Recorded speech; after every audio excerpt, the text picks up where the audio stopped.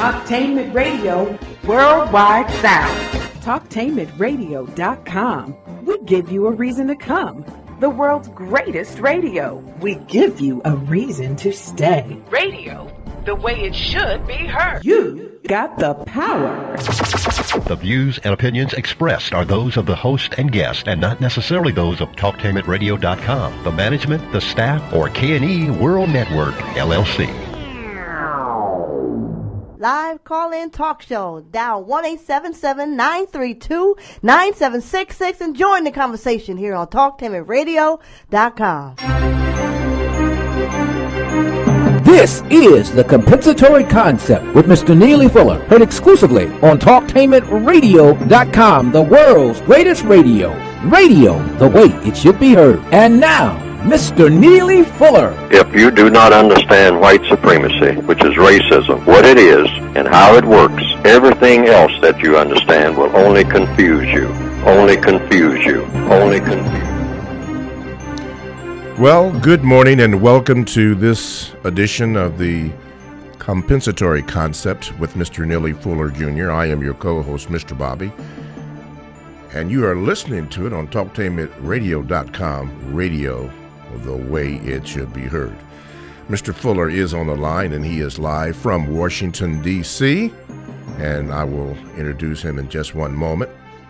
But if you would like to join the conversation, and we would like for you to, you can do that by calling 1-877-932-9766. Or you can Gmail me at the numeral 7, Mr. Bobby, B-O-B-B-Y, at gmail.com. To hear the program in its entirety, you can also go to facebook.com/Talktainment, and you can hear the entire program. And one more way is going to YouTube TV. All you have to do is go to YouTube TV, type in the word Talktainment, then hit the space bar and type in the word radio. Scroll down to Talktainment #2 live on YouTube, and that's all you have to do. That way you can see and also hear the program. There is a subscribe button there. You can hit that, and a like button. You can do that, and we would really appreciate that. Okay, with all that out of the way, let's do this. We have some reoccurring sponsors: Brian Gaston, Eric Williams, BW Gifts, he's down there from Houston, Texas, Helen Nance, and Don Mitchner. Yes, those are reoccurring sponsors. They give monthly. And if you would like to do that and get your name on the list, then all you have to do is go to the TalkTainmentRadio.com homepage, and there is a donate button. Now, we haven't officially started our campaign for the second hour of the Compensatory Concept, but be a little proactive and hit that button and go from there. And we won't tell you how much that you can donate. You can donate any amount. It is all appreciated. A couple of weeks, maybe Ed will come up with a total that we need for this year. But you can do that. Just hit that button, and, man, let us do. Okay, with all that out of the way, let's introduce Mr. Neely Fuller Jr. Mr. Fuller, good morning, and how are you this morning? Good morning. I'm still learning. Okay, still learning. I've entitled today's program, Mr. Fuller, something that you've mentioned on this program numerous times, but we're going to speak about it today, and it's in the form of a question. What do you want to do? Well, I was in discussions with a few people this week, and that theme just kept on coming up. What do you want to do? And then other questions. Why do you want to do it? When do you plan to do that? And how do you plan to do that?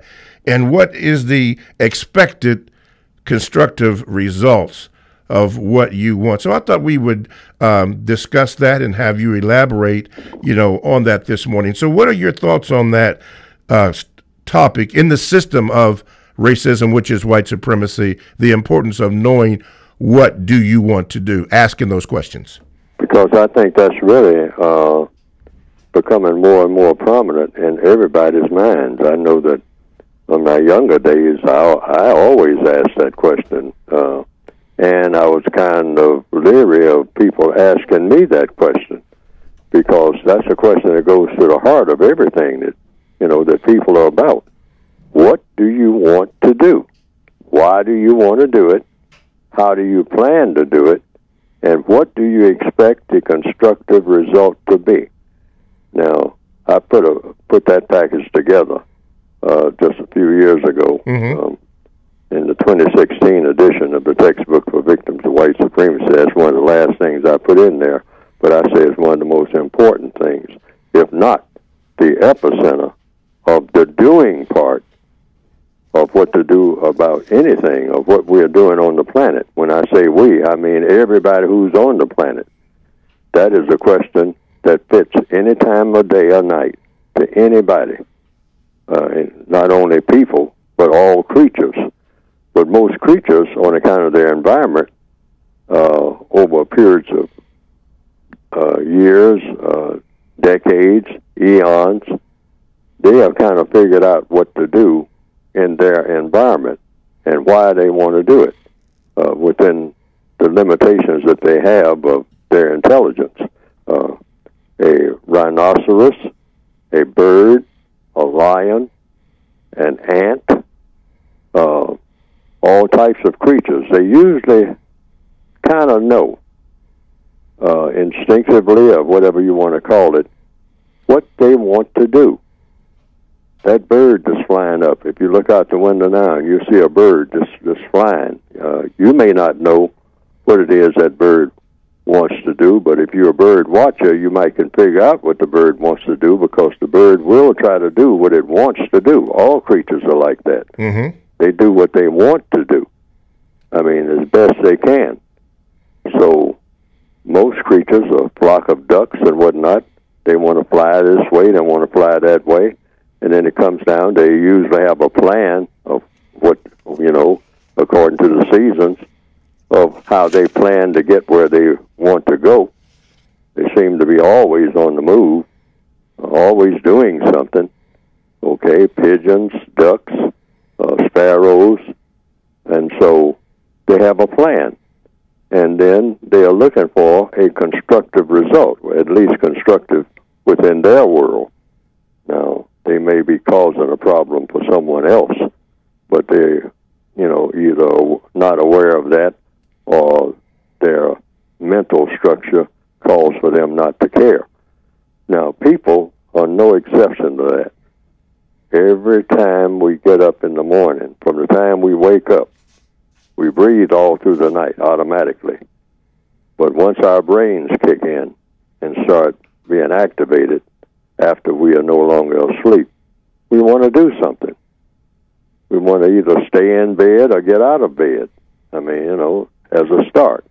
And then it all works from there. But those are the four universal questions that apply, as best I can figure out, now, to all creatures at all times.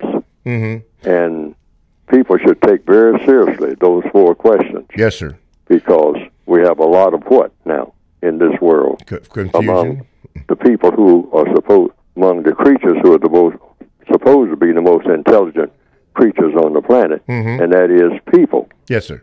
So people should be very serious about what they want to do, why they want to do it. That's very important, all these questions, those four questions. How they plan to do it, and then last but not least, what do you expect the constructive result to be if you do what you want to do? Okay. And underline that word constructive. Constructive, okay. Because we're usually not taught to divide everything into constructive and non-constructive.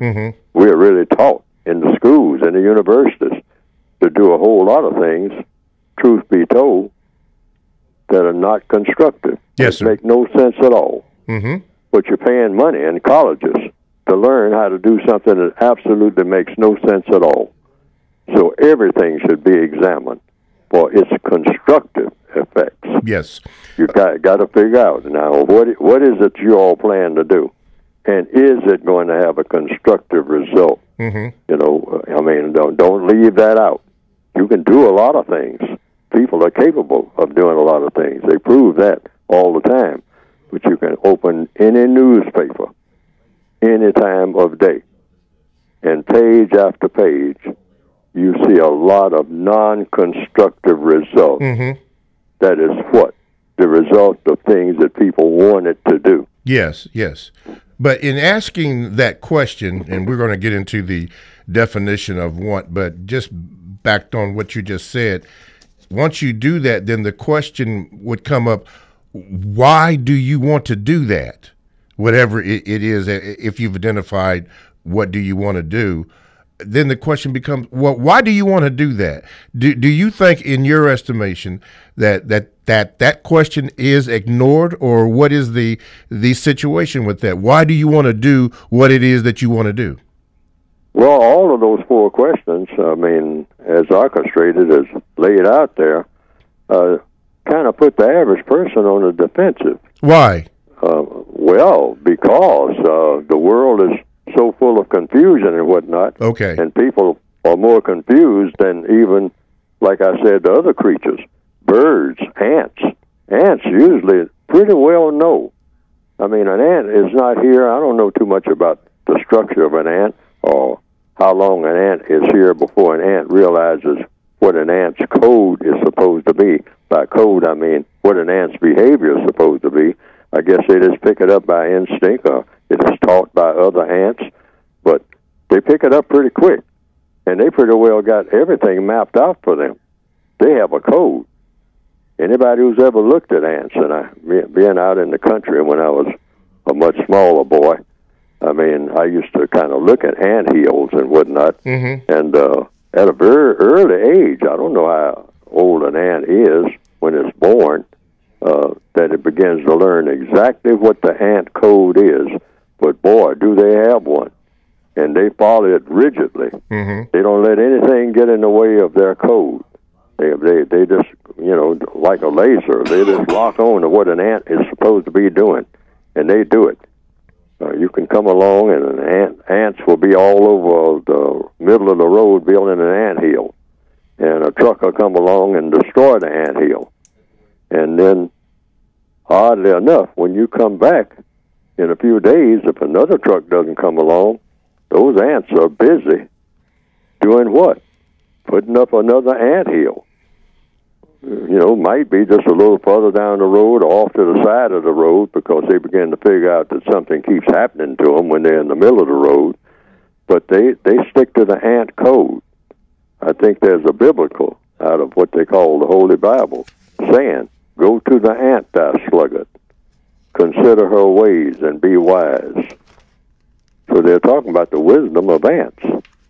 And what would be the wisdom of ants? That they have a code. That they are not going to deviate from the code. They don't care if it's raining or if the fog comes or whatever is happening. Ducks and whatnot going past, and trucks and whatnot going past. The ants do what ants do, whether they're alone or in a group. So that passage in the Bible, which I've heard is there for that purpose, I guess, to point that out. Mm-hmm. Okay. Go to the ant, thou sluggard. Sluggard meaning, I guess, a person who is kind of lackadaisical, mm-hmm. a person who just doesn't care too much about, come day, go day, God send Sunday if you want to. I mean, just whatever happens, that's all right. It's okay with me. But the ants are not like that. Whatever happens, it's all right with me. Ants have a code. So that might be why that passage is there. But they have, when I say code, they have a plan. They want to do something. They carry out that plan. They figure out how to do it. And they've been doing it as long as there's been ants. The same code. They follow the same code. I don't care if you come along 50 years later. Ants do what ants do. And they do it. Why? Because it works for them. See, now that's that W-O-R-K. It works. Yes. And that's what all people should have. Find out the best thing that has the most constructive result for the way that we are made, arms, legs, eyes, a brain, etc. And say, now, when people do this and do that and don't do this and don't do this and don't do that, because it's all a matter of do's and don'ts. Everything is about do's and don'ts. So if you do certain things, always do these things consistently, and it's a list of things that you don't do based on what? Based on constructive results, non-constructive results. We turn out to be mathematically a constructive people. Yes. And that's the way all people should be all over this planet right this minute in 2018. A constructive people populating this planet that we have been given by whatever created the planet and whatever created us on the planet. Yes. We owe that to ourselves and whatever created us. Mm-hmm. That's the logic. Yes, sir, the logic behind. Right. Yes, the scripture that you were referencing is, I think it's found in Proverbs chapter 6. And it says here, go to the ant, thou sluggard, consider her ways, and be wise, which having no guide, overseer, or ruler, provideth her meat in the summer, and gathereth her food in the harvest. How long wilt thou sleep, O sluggard, when thou arise, and when wilt thou arise out of thy sleep? Yet a little sleep and a little slumber, a little folding of the hands to sleep. So shall thy poverty come as one that travaileth, and thy want as an armed man. So you were correct on that. Go to the ant, thou sluggard, and consider her ways. TalkTameItRadio.com is a 24/7 no-charge worldwide broadcasting facility with hosts delivering on various topics such as news, lifestyle, sports, law, health, wellness, religion, and, of course, politics. Now, here's a couple that I'd like to share with you. We did it last week, but we're going to do it again. It's your time to travel. Now, you should listen to that if you have traveling plans. Brother Tyus is on that program, and he'll give you all the information that you would like to have on that. And, of course, another one is This is Libby Rand, giving you holistic advice on how to live, how to eat, how to think.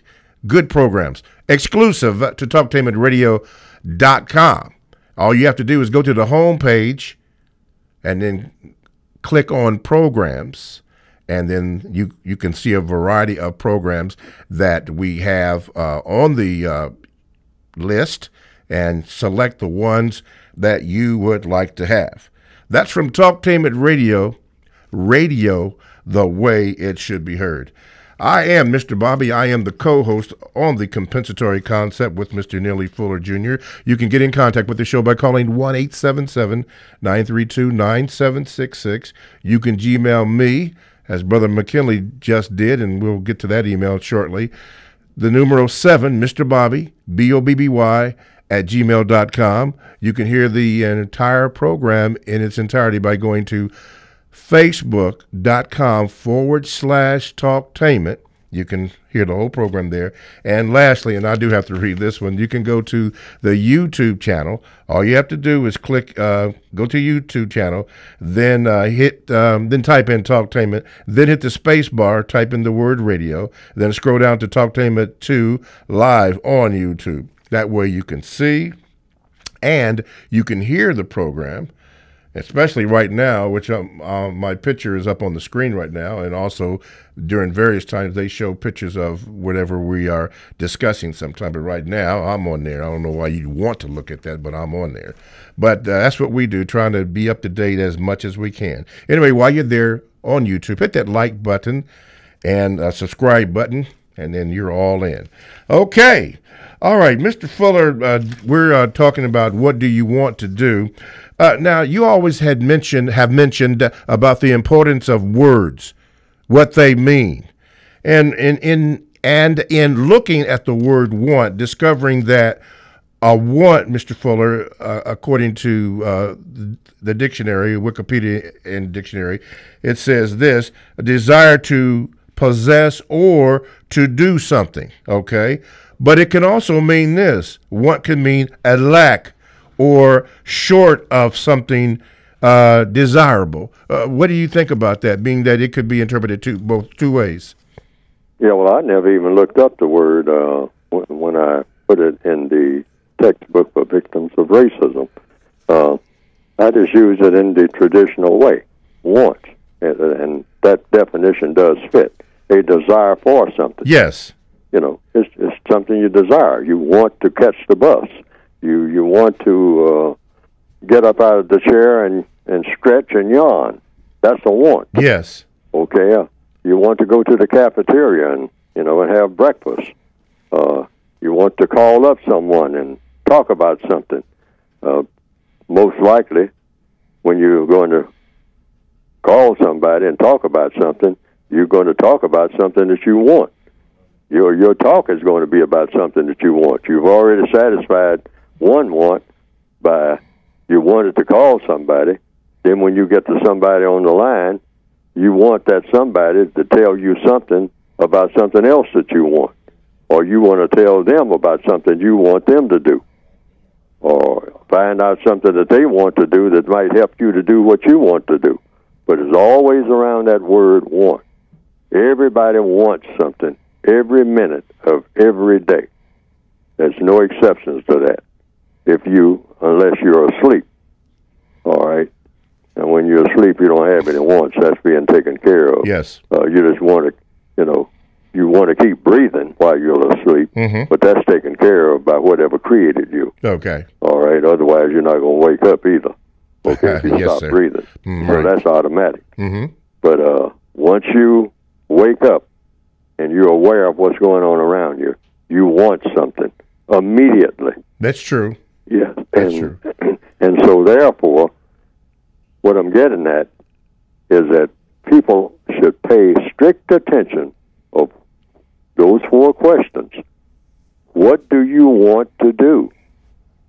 And ask yourself these questions, all right, as well as other people that you're around, because you get clarity and focus that way real quick. I mean, in every classroom, in every job. Yes, sir. I mean, whatever, just a casual conversation. If you want to get to the core of anything real quick. Now, it'll make people nervous because most people, I won't say most because I don't know how to quantify it, but huge numbers of people get a little bit nervous when you start getting into that thing about wants. Okay. I get nervous about it myself, all right, when I ask myself these questions. Fuller, what do you want to do? Why do you want to do it? How do you plan to do it? All right? Now, most people don't like to plan. They like somebody else to do the planning about what they want. I want something, but I want somebody else to plan on how I'm going to get it. Okay? Why? Because I start getting lazy along about that third question. How do you plan to get it? Okay? And then last but not least, this is the clincher question that a lot of people avoid, particularly people who are not looking to do something that makes sense, something constructive. See, if we tell ourselves the truth, a lot of the things we want to do, we're just chomping at the bit to do it, but it makes no constructive sense at all. What do you expect the constructive result to be of what it is that you want to do? All right? Yes, sir. Now, most people in the system of, belatedly, the system of government that we have on this planet, don't want to do anything that's going to have a constructive result, either directly or indirectly. Why? Because we have been trained that way and taught that way. By whom? The usual suspects, the white supremacists of this planet. Yes, sir. And particularly when it comes to non-white people. Okay. I mean, you have school shootings. I just read recently where you just had one in the last 48 hours or something like that, and all like that. And then you have page after page when you read the newspapers. This is all a result of things that people want to do.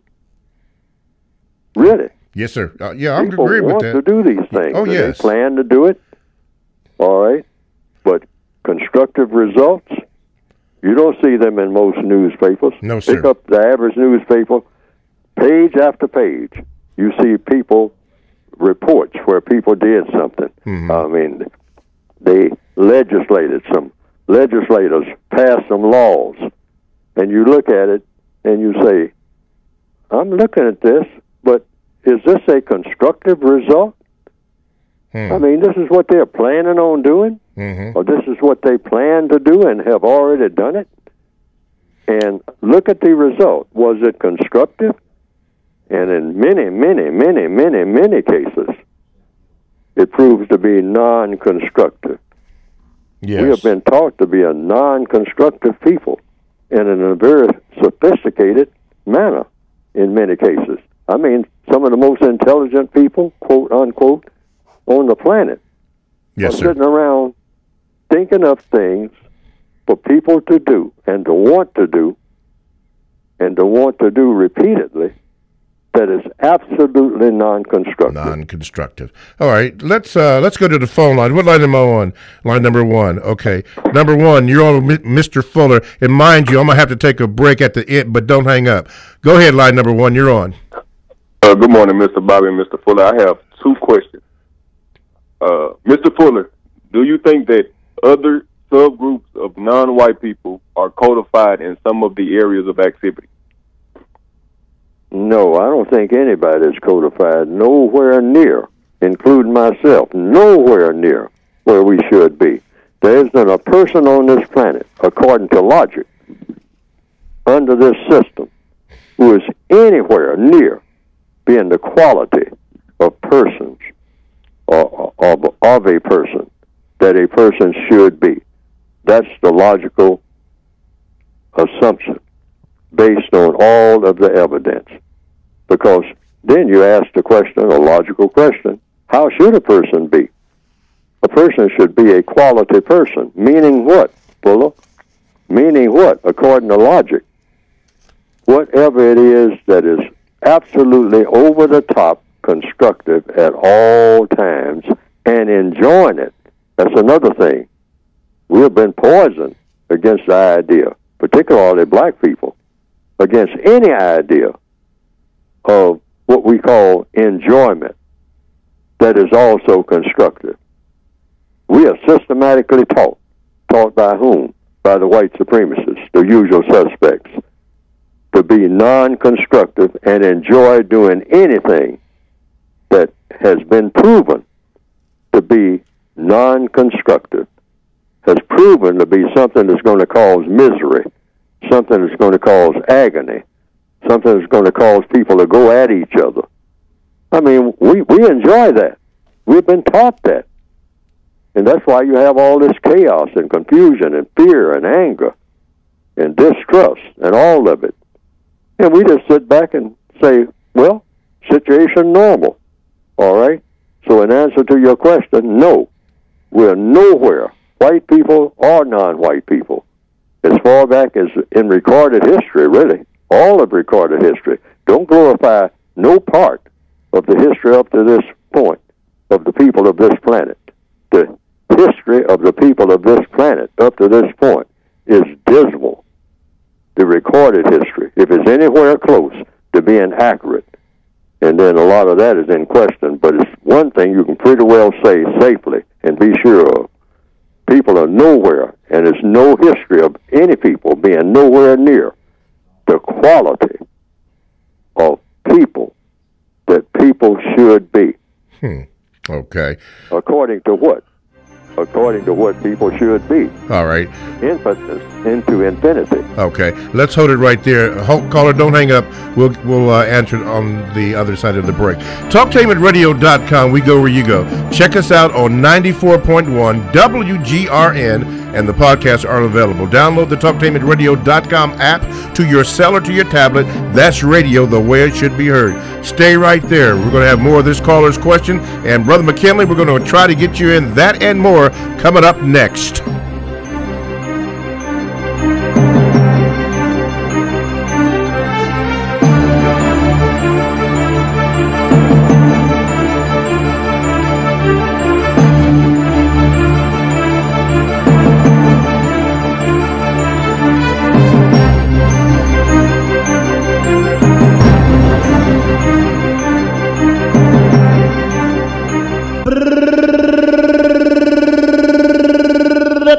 Attention Central Ohio. Are you looking for a full-service cleaning company? Call C&E Cleaning Services. No jobs too large or small. And we also clean homes. We are bonded and insured for your protection. Call us today at 614-450-0463. Number again is 614-450-0463. Our expert staff is courteous and professional. We'll be glad you called C&E. Call us today at 614-450-0463. References provided upon request. We are looking to hire a few good people. Call today.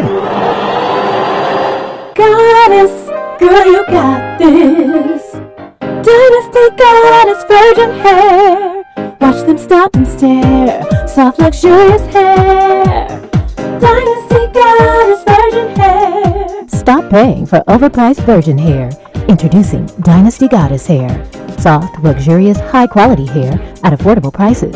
Visit dynastygoddess.com or call 800-285-6210. Dynasty Goddess Hair. Pastor Clifford Riley and the congregation at Mount Gerizim Missionary Baptist Church cordially invite you to worship with us. Yes, come to the Mountain of Blessings for a spirited, love-filled experience. Our Sunday services and twice on Wednesday Bible study will change your life. We are located at 2633 Mock Road, and our phone number is 614-475-9712. Again, 2633 Mock Road, or call 614-475-9712. Are you ready to earn a certification in healthcare, business, or manufacturing while achieving your high school diploma? Then you're ready for Life Skills High School, a free public school option for Ohio students 16 to 21 years old. Learn more about your free high school educational options at lifeskillshs.org. Queen's Legacy of Love 12 grand launch and grand opening. Currently looking for hosts, photographers, models, dancers, entertainers, ushers, comedians, production managers, model coordinators, stage crew, vendors, volunteers, sponsors, public relations and media personnel, and extras. Contact ggoldqqueen22@yahoo.com. Queens of Queens. For the best home fragrance and beauty products, shop Ash Kickin online. That's ASHKICKIN.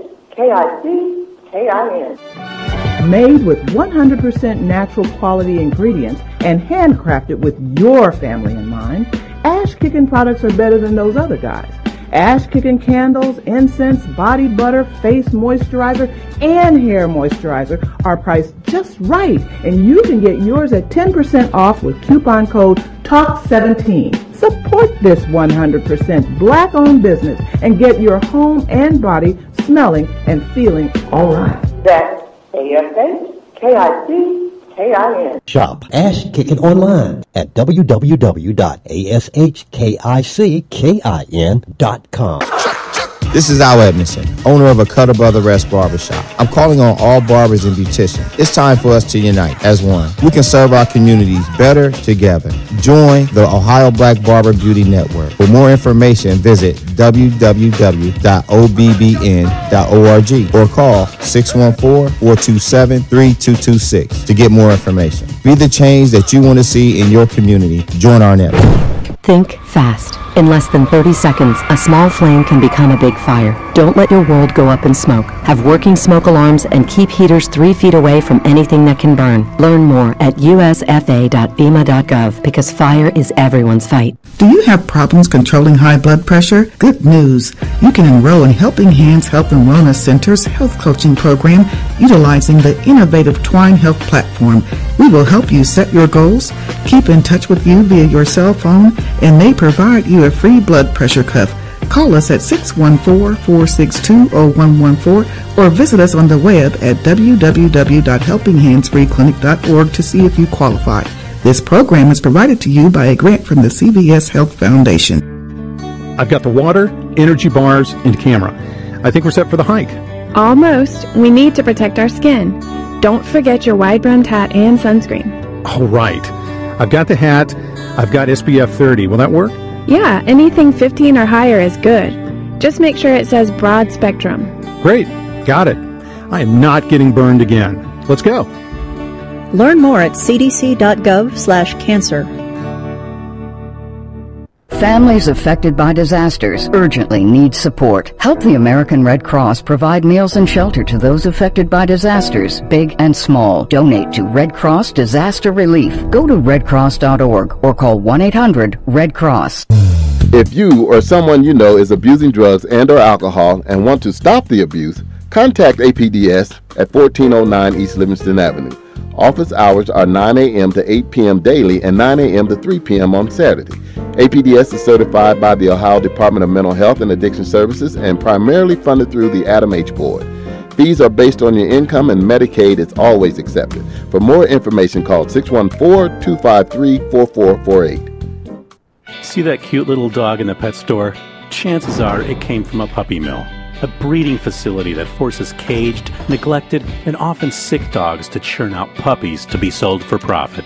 Meanwhile, millions of wonderful, healthy pets end up in animal shelters. But with one simple choice, you can help, just by deciding to adopt instead of purchase your next pet. Not only are you saving a life, you're taking a stand against puppy mills. Visit bestfriends.org/puppymills to learn more. Live call-in talk show. Dial 1-877-932-9766 and join the conversation here on TalkTimidRadio.com. I think I'm entitled. You want answers. I want the truth. You can't handle the truth. Go ahead. Make my day. You got the power. Alrighty, TalkTimidRadio.com. We go where you go. Download the TalkTimidRadio.com app to your cell or to your tablet. That's radio the way it should be heard. Hi, I am Mr. Bobby. I'm the co-host on the Compensatory Concept with Mr. Neely Fuller Jr. And our topic today is a question, or a series of questions, but what do you want to do, in particularly in the system of racism, which is white supremacy? We still have a phone caller on the line, but listen, this is called a radio tease. Make sure that you stay tuned to TalkTimidRadio.com because we are going to do something beginning Monday, January the 5th. Now, I'm not at liberty to tell you about it, but I can tease you about it. So, yeah, something that's going to happen. Anyway, that's from radio the way it should be heard. Okay, caller, you are on the line. Go ahead with your second question. Yes, sir. Mr. Fuller, do you think there are subgroups of white supremacists? And I want to explain that question. Because just like you would construct a building, you would have to have labormen, foremen, engineers, heavy machine operators, inspectors, and so on. Do you think that if you construct white supremacy, would you have to have subgroups of white supremacy? I don't think so. See, if you're a white supremacist, you're qualified to be a white supremacist. It doesn't make any difference how you approach your being supreme over people, and which means when you say white supremacy, you mean mistreating people based on color, dominating and mistreating people based on color. Those two factors. First factor, domination. In other words, by dominant, you mean they better do what you tell them to do, or else they're going to be harmed. Okay, and what you're going to do, the second part, and it's intertwined with the domination, mistreatment. See, a foreman on a job, you might say that's the dominant person on that job. But if nobody's being mistreated, you can say that the foreman is the dominant person on the job site. That's why they call him the foreman. I mean, the guy who's out front telling everybody else what to do. But the result is constructive for everybody, and nobody's being mistreated. Now, that's fine. But the problem with the system of white supremacy is domination and mistreatment. And they thrive on that. I mean, they must do that. Mm-hmm. That's what white supremacy is about. Domination and mistreatment based on color, which is an artificial standard, a fake standard, a brutal standard for doing any kind of business. You're going to dominate people and then mistreat them? Of course, you shouldn't mistreat people based on any standard. Correct. But that they have found out through somebody adopted it, that if you can dominate people and then you start mistreating them and you do it on the basis of color, that is a very efficient system for getting things done, and not only for getting things done materially, but for satisfying all of your ego needs. You got somebody you can look down on, somebody you can kick around and get away with it, and you can enjoy it. And you make that a standard for enjoyment for the entire world. You say, hey, this is what everybody should enjoy. Even the people who are being kicked, they should enjoy being kicked. All right? That's the way the white supremacists look at it. What's wrong with you, boy? I'm kicking you, and you ain't laughing. I mean, laugh when I kick you. This is fun. I mean, you know, it's fun for everybody. Don't you enjoy this? Me kicking you? I enjoy kicking you. You enjoy being kicked. Me putting drugs in your arm and all like that, you know, and it's destroying you. Don't you enjoy that? Ain't that a good feeling? Being kicked, being drugged up, half starving to death, you know, and I enjoy making you that way. Boy, that's what the world is really all about. This is the greatest thing that was ever invented. This type of arrangement that we have. This type of contract that we have. I mean, don't you understand that, boy? You know? Hey, I understand it. How come you don't understand it? That's the way a white supremacist thinks. All right?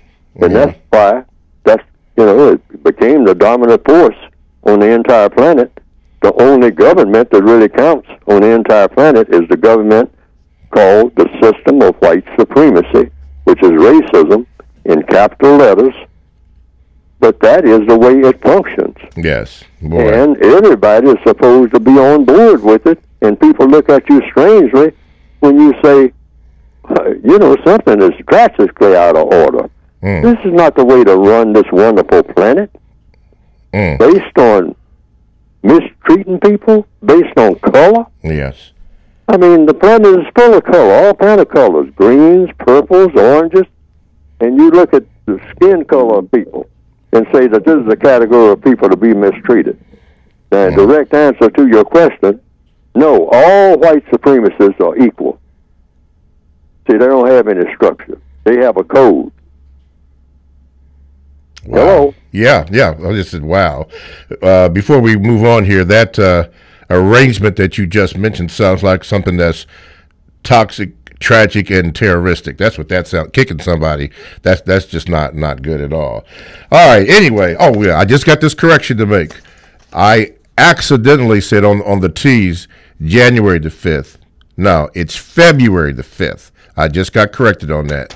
February the 5th. Talktainment Radio is getting ready to do something here, so you want to stay tuned for that. Mr. Fuller, this comes from the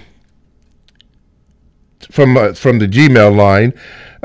This is from Mac. He says this, Mr. Fuller, my comment this morning is that I disagree with you when you said last week that we should feel free to take pre-existing words and redefine them. The reason I say this is because we have a lot of ignorant folk in our community that are hear you say that and think that now it's okay to redefine the N-word, which they already have. They've tried to redefine the N-word from being the most vile and racist word in the English language for centuries to being something positive, a term of endearment and a friendly gesture. And that, in my honest opinion, is the wrong idea. Mr. Fuller? Well, the person could be correct about that. Why do you say that? Leave words alone. Leave them right in place the way that they are. But the reason I said that is because I also added something else with that. What the result will be. See, I'm always talking about results. Okay. RESULTS. Results. Constructive results. See, the only reason for moving one thing from one place to another, including the definition of a word, or putting in new words and getting rid of old ones, or resurrecting old ones and putting in, and calling them new ones, is what is the result when you do that, okay? What is the result? So if somebody wants to redefine the N-word, go ahead and redefine it. I did, as far as I was concerned. I mean, I was still on the wavelength of what it had been, but I embraced it, you might say, if you want to use that term, but not in the way that the white supremacists would approve of, all right? I don't think. Because I think the way that I redefined it in the textbook for victims of white supremacists, it's right along the lines of how it has been used. but I kind of added something to it by saying that, well, really, the definition literally is the N-word is a victim of white supremacy. You can only be that if you are a victim of white supremacy, and you have to be non-white first to be that, and then you are that, functionally. Because that's really what it means. The white supremacists say it's a derogatory term for a person of African descent who is Negroid or colored, etc., etc., etc. Now, watch how that word has gained power and held that power for all these years. I've repeated this on this program, but it's also explained in the book, Textbook for Victims of White Supremacy. Yes. Now, when you say the N-word, what does that really mean? Well, look in any dictionary and you say it's a derogatory term. Sometimes the word derogatory is italicized, meaning emphasized. Okay. But it doesn't tell you why it's derogatory. See, that's the key to its power. I can use any word if I'm name calling. I can make up a word right now. I can say, you are a dadu. You say, a what? And a dadu. Oh, yeah, you're one of those adadus. Yeah, I was going to ask you that. Right. Okay. And the person says, naturally, when you coin a word, when you come up with a new word, and you call somebody that word like you're calling them a name, since it's a new word, the person doesn't know what the name means. Now, that's where the power comes from. But once you give that word a definition, the word adado, all right, once you give it a definition, it immediately starts losing its power. The thing that has baffled people, including all the scholars, or a lot of scholars, I'll say, except those who figured it out, why does that word have so much power year after year, regardless of how you try to get rid of it and all like that? It doesn't have a definition. All the scholars, all the professors should pay attention to that.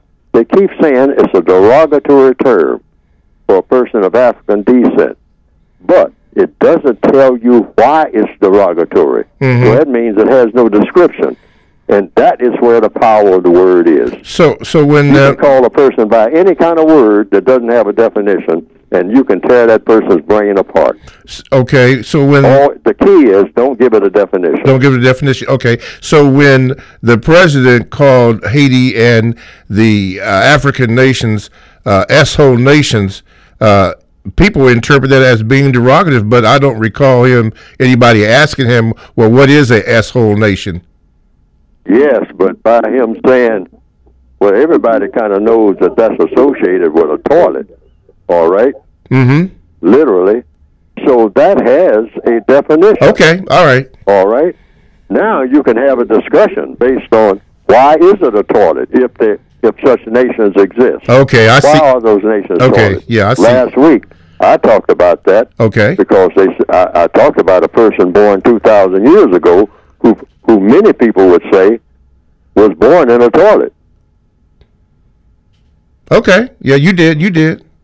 See, I mean, once you give it a definition, you can go with that definition. Okay. But a word that doesn't have a definition, and a person keeps calling you by that word, and it never has a definition, you can drive that person crazy. Okay. If you don't believe it, just make up any word, start calling people that, and have everybody laughing every time you say it. Yeah. You can drive the person crazy. But, and never tell them what the definition is, because don't give it a definition. Well, I'm going to define what Dadu is later on in the program. But anyway. Oh, I made that up. Okay. Dadu is not in the book. Oh, okay. I made that up off the top of my head. You can pick out any word that nobody never heard Okay. before. Well, that was a good one. I'll tell you that. Speaking about a good one, Mr. Fuller, this is the time that we need to discuss your publication. So take it away. Right. You can get the textbook for victims of white supremacy. It's called The United Independent Compensatory Code System Concept. That's a bunch of words that don't mean anything until you look in the book, and it describes what each one of those words mean. Yes, sir. But it's a compensatory counter-racist code guidebook.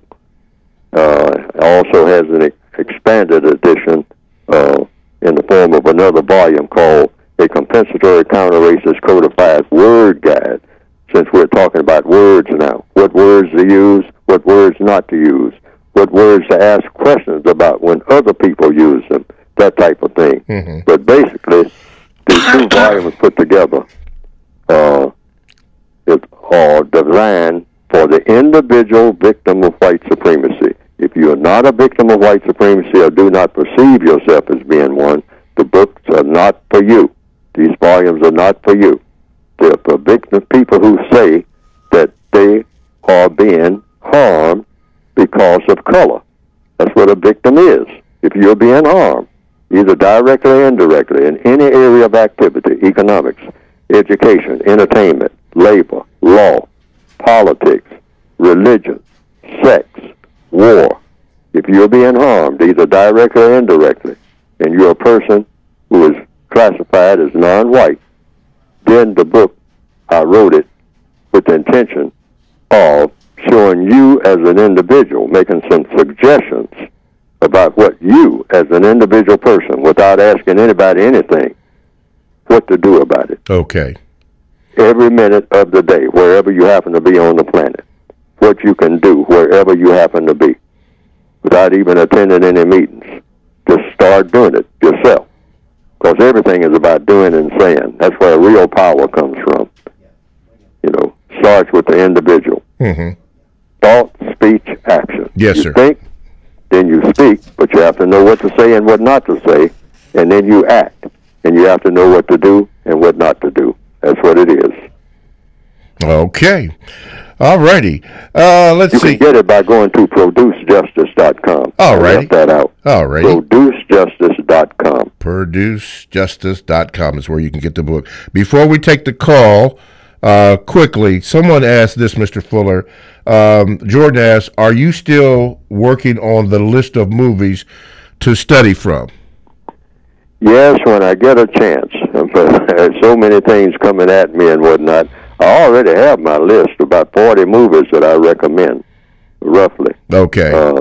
And I have them sort of in a sequence that I would suggest people look at it, because the book of the movie, the bulk of it, of the movies that I suggest, is kind of in some type of chronological order when it comes to learning things. They're not exactly in chronological order according to the events of history, but I kind of orchestrate it in such a way that people can learn basically about how things evolved and where we are now, and last but not least, what to do and what not to do, and learn from scenes in every movie. Okay. But I'll put this won't be in any future book or anything like that, but it will be on my website when I finally get it together. Okay. I should have gotten it together about a year ago. Yes, sir. Okay. All right. What line am I on here? Line 1? Okay. Line 1, you're on with Mr. Fuller. Go ahead. What's your question? Yes, hello. Good morning, Mr. Bobby and Mr. Fuller. This is Tyreek from the Bronx. Hey, Tyreek. All righty. Go ahead, sir. How you doing? Good, sir. My question to Mr. Fuller is, when or what what circumstance led you to the realization that you had to fight white supremacy 24/7, 365 days a year for the rest of the time that you're on the planet until the problem is solved? Yeah, well, because I started using logic, and I said, what influences me more than anything else? Me, Neely Fuller. What is the greatest influence over my entire existence? Out of every move that I make, what influences me more than anything? And I said, the culture that I'm in. Well, what culture that you're in, Fuller? I'm in a culture of racism. Every move that I make is a result of racism. You know, whether I realize it or not. If I look at it, stop and look at what I'm doing, stop and think about what I plan to do, getting into that plan again, what I want to do, I'm dealing with racism. Mm-hmm. I don't care which way I turn. And I began to realize that back in the 1950s. I mean, seriously. I had a subliminal feeling about that, but I said, oh, yeah, you run into racism. Racism is, I was like most people, racism is out there. What do you mean racism is out there? Out there? Out there where? Well, it's out there. Racism, every now and then you kind of bump into some racism when you're on your way to somewhere else. I mean, and it kind of gets in your way. I mean, it kind of disturbs you. All right?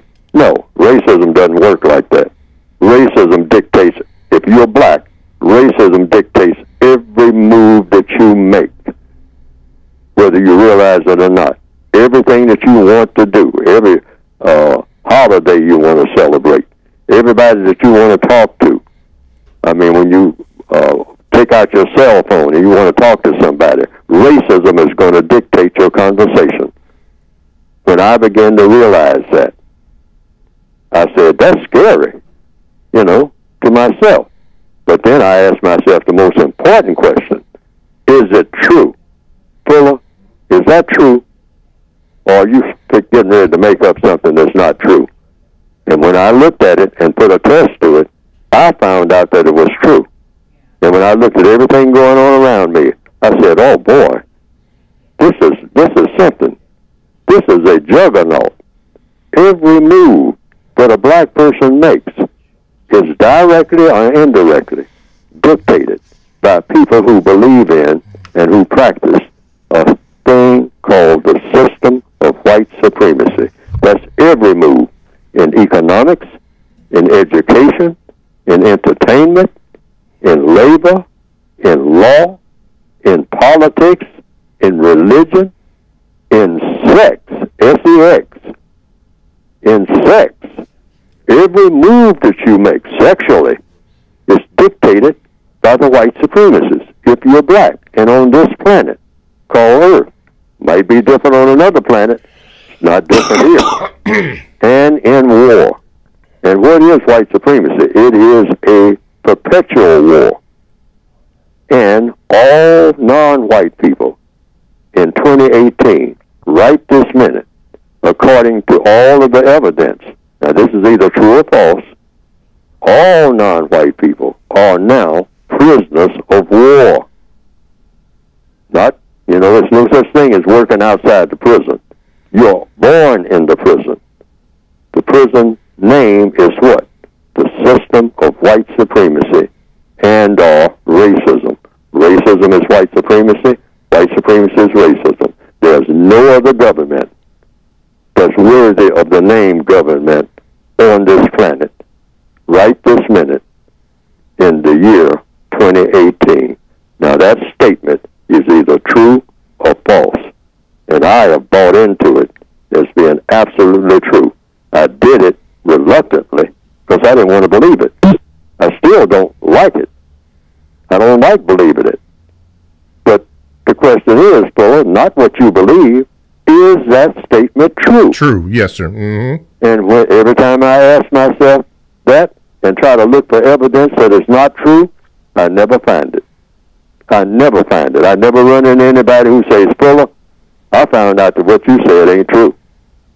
The white supremacists don't run nothing, but I do. Wow. All right? I've never had anybody be able to prove that. Okay, thank you, Brother Tyreek. Listen, when you hear the music, you know what that means. TalkTainmentRadio.com, the world's greatest radio the way it should be heard. Hey, don't forget, I got something to tell you. I've been just given the authority, so stay tuned. We'll give it to you in the second hour. Thank you for listening. TalkTainmentRadio.com, radio the way it should be heard.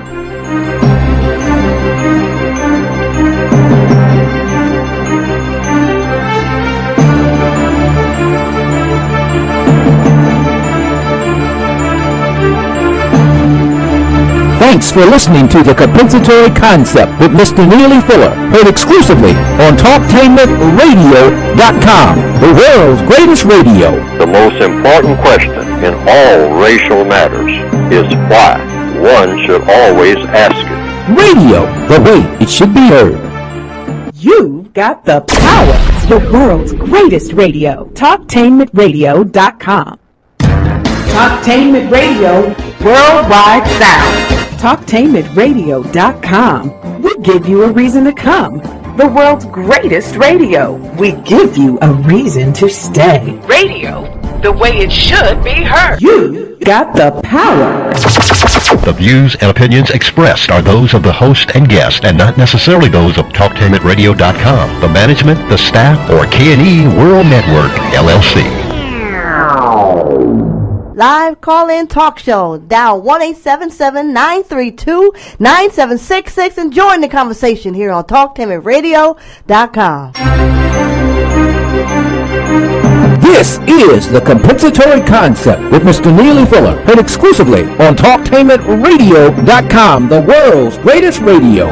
Radio, the way it should be heard. And now, Mr. Neely Fuller. If you do not understand white supremacy, which is racism, what it is and how it works, everything else that you understand will only confuse you. Only confuse you. Only confuse you. All righty. Man, that was a lively discussion in the first hour of the Compensatory Concept with Mr. Neely Fuller, heard here on TalkTainmentRadio.com. You can join in on the conversation by calling 1-877-932-9766. You can also Gmail me at the number 7, Mr. Bobby, BOBBY @gmail.com. You can hear the program in its entirety by going to Facebook.com/Talktainment, and you can also do this. You can go to the YouTube channel, click on the word Talktainment, then hit the space bar and then radio, then scroll down to Talktainment number 2 live on YouTube, and you're there. That way you can not only see us, but you can also hear us. And while you are there, hit that subscribe and like button. You'll be glad that you did. We have some reoccurring people who make donations, and I'm going to read those names to you. Brian Gaston, Eric Williams, B.W. Gifts, my friend down in Houston, Texas. Helen Nance and Don Mitchner are some of the people, but you can get on this list too, because very soon our yearly donation for the second hour will be coming up, and all you have to do is go to the TalkTainmentRadio.com homepage, and I believe above the telephone or below the telephone number is a donation button that you can hit and donate to the second hour of the Compensatory Concept with Mr. Neely Fuller. All those donations go in there. Mr. Fuller doesn't get not one penny or dime from it, and neither do I. But hit that so we can continue to do and have this program aired here on TalkTainmentRadio.com. Now, for the radio tease that I've been teasing about, I just got the authority, and here it is. Coming next month, February, on Talktainment Radio, 2 programs are returning to Talktainment Radio, and those are, number 1, Conversate in the AM with Kahari Inaharo. Yeah, you've been wanting him back, so he's back. And also, the latest in the world of sports, Talking Sports with Mr. Bobby. That's me. These programs will be live, taking your comments by calling 1-877-932-9766. So that's Conversate in the AM with Kahari, and Talking Sports with Mr. Bobby will make their February debut. I think mine would be February the 5th. Same way with Kahari's?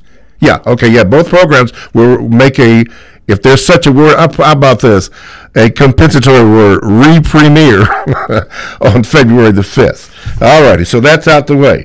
Today we've been asking a question, and Mr. Fuller has been doing that, and we also have a phone call. The question is that today has been, what do you want to do in the system of racism and white supremacy? If you haven't heard the first hour, get the first hour, hear the first hour, what Mr. Fuller had to say about that, asking 4 questions, important questions, and mostly, what is the constructive result of what you want to do. Let's take a phone call. What line am I on? Line 1? Okay. Line 1, you're on with Mr. Fuller. Please go ahead.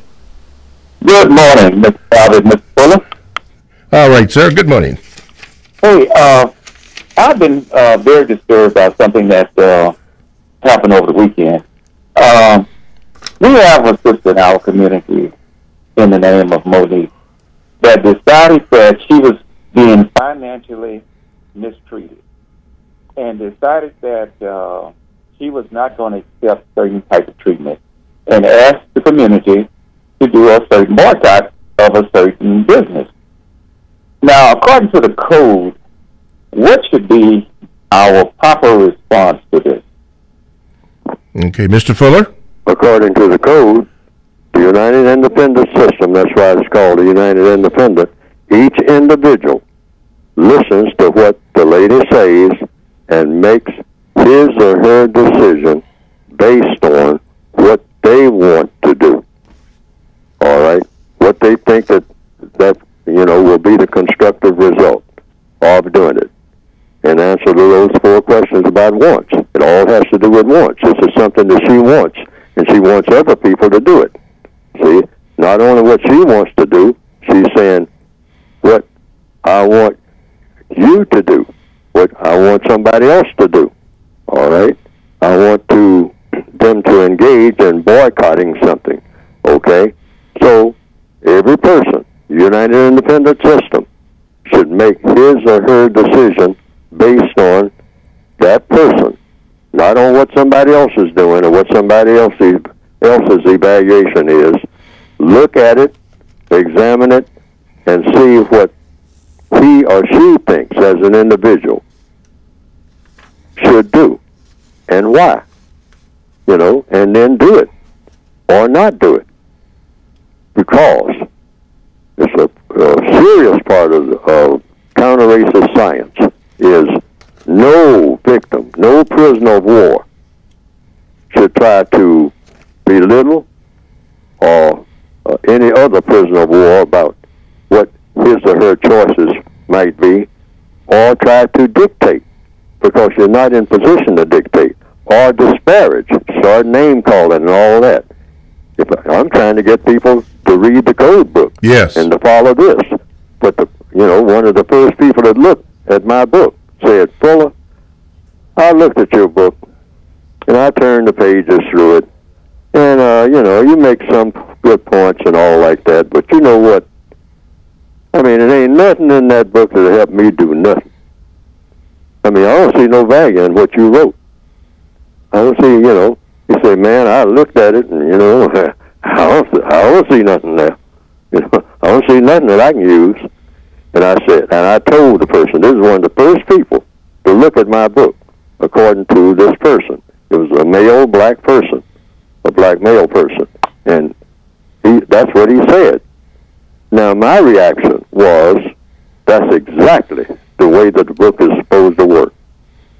You only pick and choose whatever's in this book that will apply to you and something that you want to do or something you think ought to be done, and then you do it without checking with anybody else, without looking over your shoulder or anything like that, without getting anybody else's approval or disapproval. You just do it. Why? Because it works for you. Do it. Do it. Or don't do it, including read this book. Read any more of it. And I said, did you read the whole book? He said, I read a lot of it. And he said, I don't know whether I read most of it or not. He said, because I wouldn't get nothing out of none of it. And I said, well, that's exactly the way this book is supposed to work. I said, if that's the conclusion you have come to, that's the conclusion you should come to when anybody shows you any book. You make the determination of whether or not there's anything in any book that will help you do the things that you think need doing. That's the United Independent way. And you'll never hear me speak against you about, your choice that you made. Because the code prohibits me from doing that. And getting back to the crux of what this question was about, the lady can ask people to do anything, just like I ask people to do things. If the people do not want to do it, then the people don't want to do it. That's all. And leave them alone. Okay? Why? Because the logic says we're all equal prisoners. I'm nobody's leader. I'm not qualified. You can't lead someone in a prison, and you're in the prison yourself. I mean, you can make suggestions about what you think about the prison and what ought to be done. But if nobody wants to listen to your suggestion, who's a fellow prisoner, I mean, you're right back at square one. Okay? So you just do what you can do, like Andy the Frame in the movie Shawshank Redemption. He just did what he could do. And what he did worked for him. All right? And it worked for someone who took note of what he was doing, and they got a little benefit from it. That was the person that he talked to all the time. Yeah, Red. Played by Morgan Freeman, Red. Red listened to Andy the Frame and say, yeah, Andy, you got some pretty good ideas. I think if I follow some of your ideas, I might make my situation a little better than they are right now. Okay? So this is what you do. United Independent.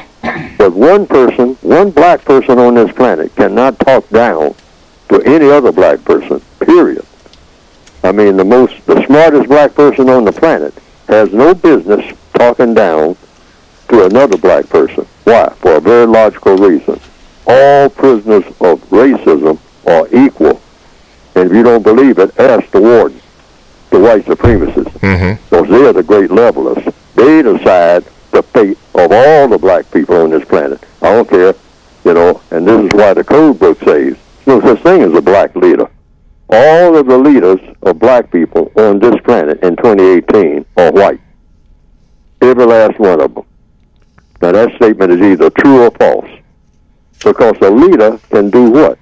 Protect his or her followers from aggression. That's what qualifies you to be a leader.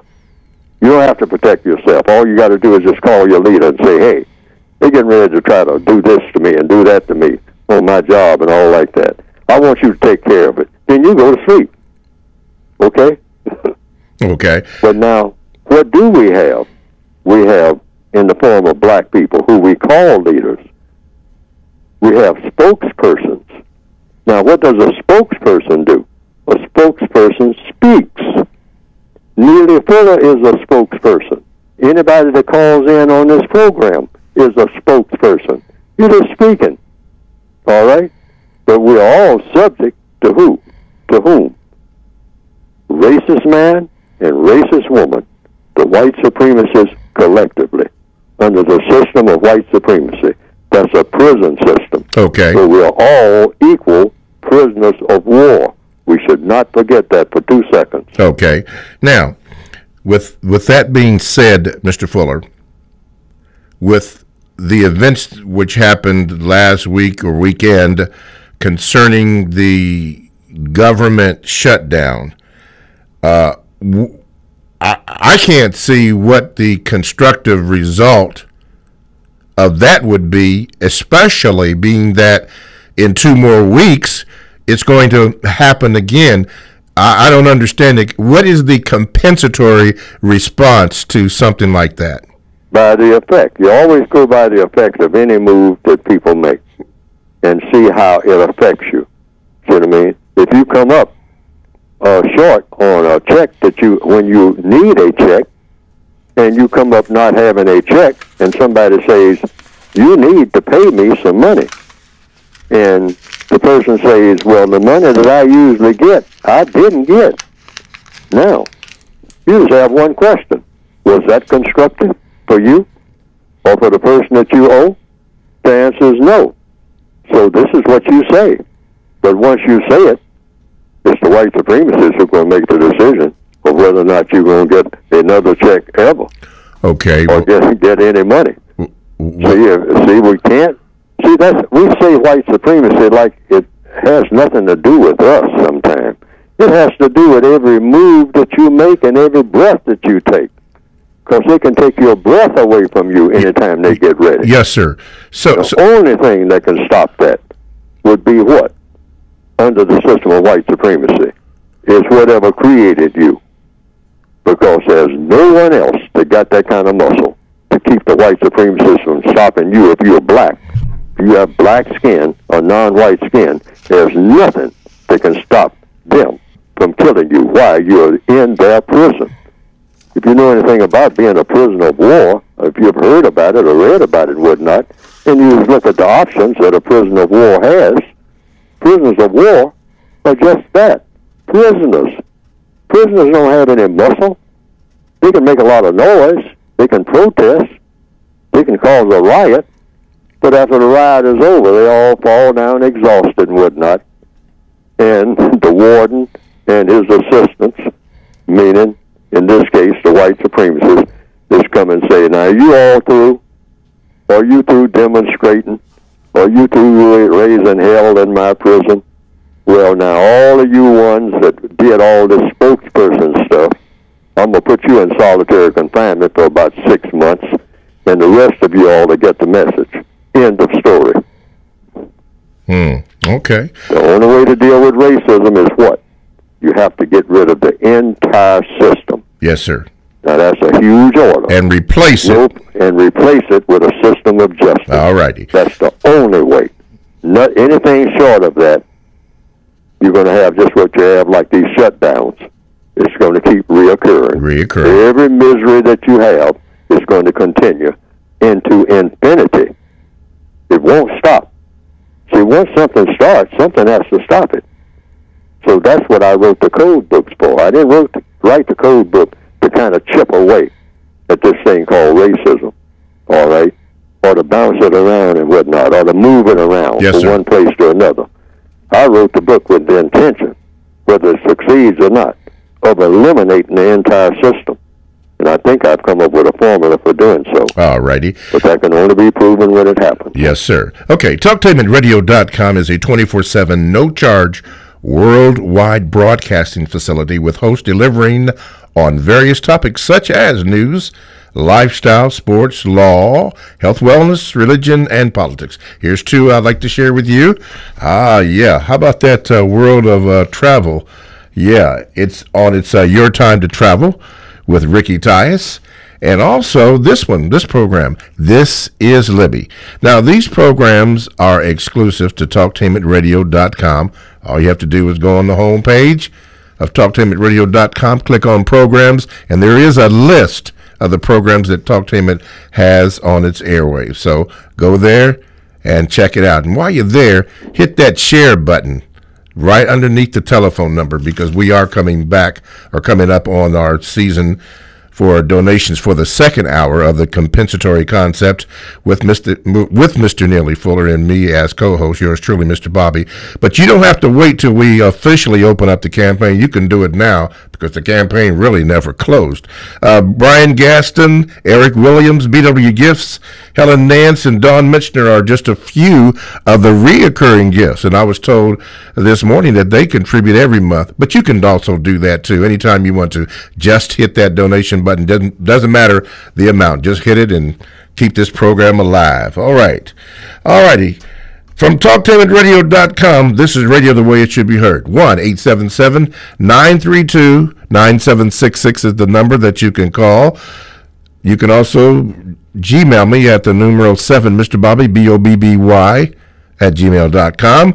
Listen to the program again on Facebook.com/Talktainment. And, of course, by going to the YouTube channel, click on YouTube, type in Talktainment, and then the next prompt is to scroll down to the next area, type in radio, and then Talktainment 2 Live, I believe that is, and then you're there. That way you can see and you can hear us, and while you're there, hit that subscribe and like button. You're going to make somebody really, really, really happy.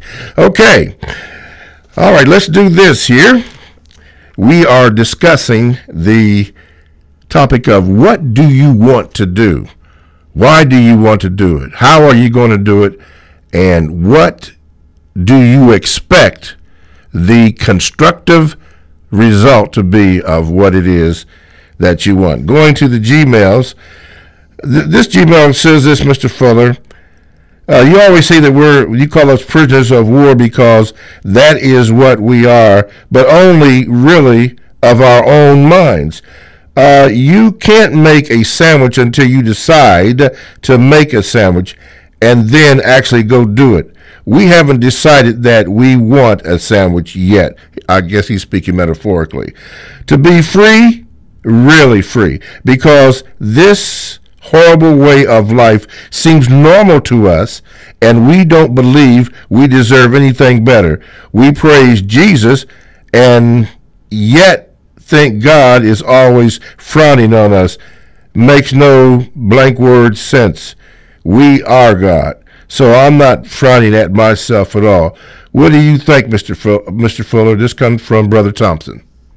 Well, that might get into a lot of religious debate, which the code does not allow me to say anything against any religion except the religion of white supremacy. Reason being, it doesn't work. All right. If I say anything against Confucianism or Judaism or Islam or Christianity, or even hint that I might be doing that, any of the major religions or any of the tribal religions are something that people believe in and act upon. Otherwise, they wouldn't be religions. So I have learned from experience that when you attack or sound like you're criticizing anybody's religion, you are asking for an endless argument. That's number one, that you're not going to win, and maybe get into a big fight that's going to end in bloodshed. And you can get bloodshed without getting in any fight at all. Yes. All right? With anybody about any issue. Yes, sir. You can get bloodshed just walking around just killing people just because they're there. I mean, you don't have to have a reason. So that's not anything when you know that that's what's going to happen. All right? So I prefer not to go there. Okay. Except against one religion, one exception. The religion of white supremacy. Yes, sir. And that's the name of the religion of white supremacy. White supremacy is its own religion. White supremacists do not believe in any religion other than white supremacy. Other than white supremacy, yes, sir. Okay. Let's get that straight.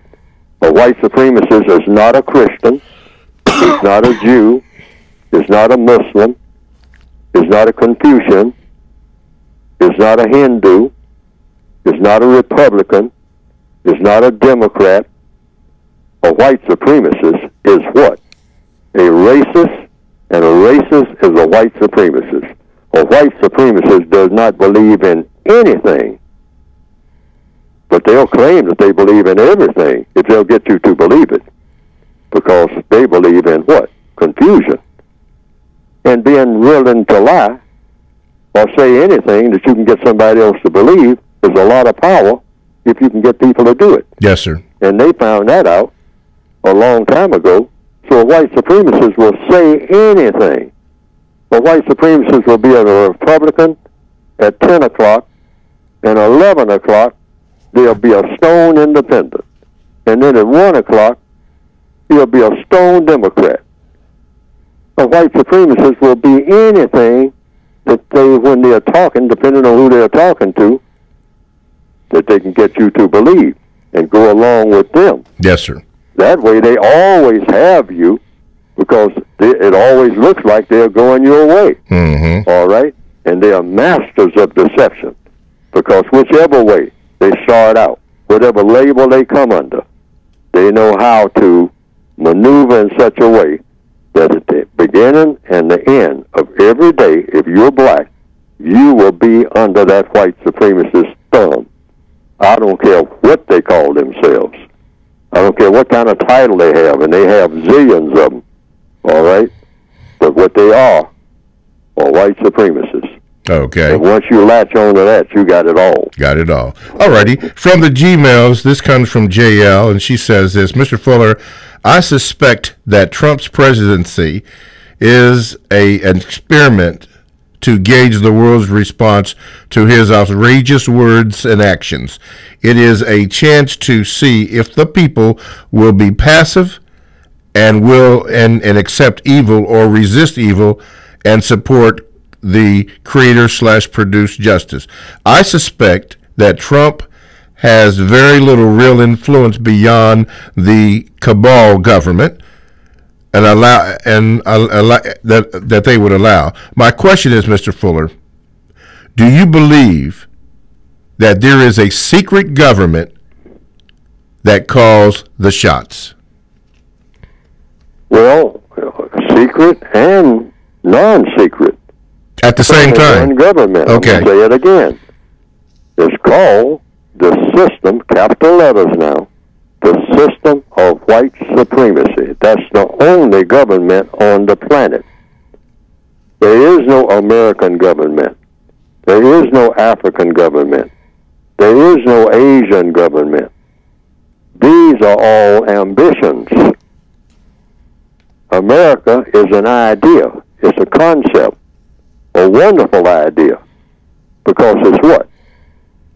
What does the word America or an American mean? It means a person. That's what it comes down to. It's not a mountain, like some poets might say. It's mountains everywhere. All right, it's mountains on the moon. Okay, or the moon, or or mountains on Mars, I guess. Are they Americans? The mountains, Americans? It's not a field of grain. You can call it that. If you're a poet, you can call anything. All right? But an American is a person that does what? Because it always comes down to doing. A person that practices justice. Now, what about African? What is an African? Is an African the same as an American? Absolutely. Yes.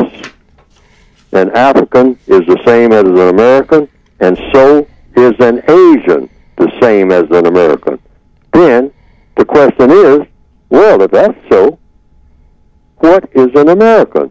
Is an American, by definition, is a person that practices justice, which means a person that guarantees that no person is mistreated and that guarantees that the person that needs help the most gets the most constructive help 24/7 in every area of activity. Now, when you look for anybody on this planet that qualifies for that title, you come up with what? 0. So that leaves what? The system of white supremacy. That's the only government that you have. If you don't have an American, and you don't have an African, and you don't have an Asian, because you don't have anybody that practices justice, because you can't have justice and white supremacy on the same planet at the same time. See, I'm talking about math now. I'm talking about political math. And I'm talking about also philosophical math. Any way you shake that up and pour it, that's the way it comes out. And if, now I threw out a lot of terms there with a lot of different definitions that are new, you might say, to a lot of people. But when you look at it in fine detail and study it, 40 days and 40 nights, or 40 years and 40 nights, that's what you're going to come up with. That's what I came up with. I wasn't inventing anything. I was taking what was there and interpreting it line by line, word for word, for what it really is. Mm-hmm. You can't be an American and don't practice justice. But if you're not practicing justice, you can't be an American. And you cannot practice justice in a system of white supremacy, because you can't have white supremacy and justice on the same planet at the same time. It is absolutely impossible for anybody to do that. And you can go to any court, anybody who wants to take all these statements I just made to any kind of court in the world and start taking things apart for what they really are and calling things what they really are by the names that are already out here. That's what you're going to come up with. Mm-hmm. Now, that word American, now, was that your compensatory definition of what an American is or supposed to be? Yes. Okay. That's what I ran into. I got it. The definition was already there, but I wasn't seeing it. Okay. Because anybody will tell you that an American practices justice. Okay. All righty. In America without practicing justice. All righty. Practicing justice is impossible in the system of white supremacy. Got it. TalkTimRadio.com. We go where you go. Check us out on 94.1 WGRN. Podcasts are available. Download the TalkTimRadio.com to your cell or to your tablet. That's radio the way it should be heard. Stay right there. We'll have more of your Gmails and more questions and answers from Mr. Fuller on TalkTimRadio.com.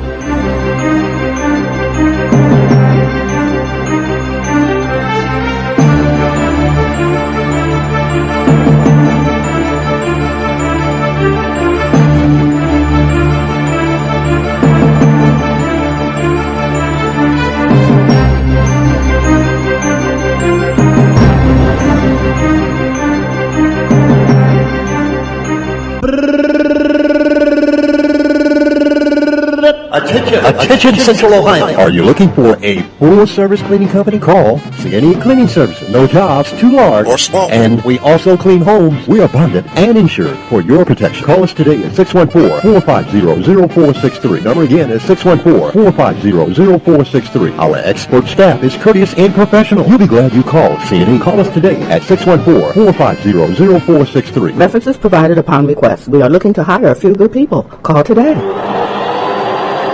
Goddess, girl, you got this.